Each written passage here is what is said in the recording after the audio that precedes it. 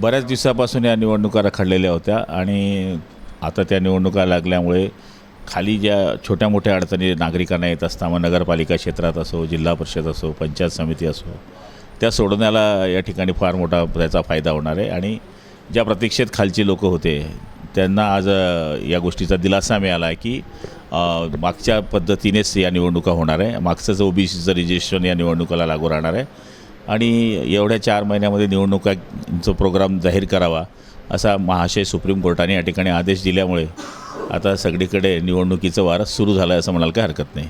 शिरसाट साहेबांनी नाराजी व्यक्त केली होती आमच्या नात्याला. तशी काय परिस्थिती का शिंदे साहेब शिवसेना पक्षाच्या सर्वच मंत्र्यांचा तसा अनुभव आहे का? नाही बघा, शिरसाट साहेबांनी त्यांच्या खात्याच्या बाबतीमध्ये जे काय गोष्टी सांगितलेल्या आहेत त्या शिंदे साहेबांकडे त्यांनी सांगितल्या. आता ते तिघं नेते काय विषय आहे त्याच्यावर ते तोडगा काढतील. लाडक्या बहिणीच्या याच्यावरून सुद्धा शक्य पाहिजे असं काय अडचणी वाटतं? असं तर मला नाही वाटत, कारण शेवटी लाडक्या बहिणीचे पैसे आता सुरू आहेत. आज पुढचाही हप्ता काही दिवसामध्ये पडणार आहे, त्यामुळे मला नाही वाटत. संजय राऊतांनी म्हटलं की एकनाथ शिंदेपासून देवेंद्र फडणवीस सावध राहावं, ते भावी मुख्यमंत्री स्वतःला समजत आहेत. काय संजय राऊतांना दुसरं काय?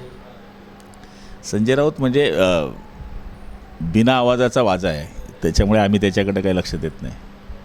सरकारी युद्धाची परिस्थिती नोकरी घेण्याची काही राज्यांना आदेश काय वाटतं? शेवटी याच्यावर आपल्या हरकणी बोलणं उचित नाही आहे, कारण की हा विषय केंद्र सरकारचा आहे आणि त्यांच्या डोक्यात काय नाही.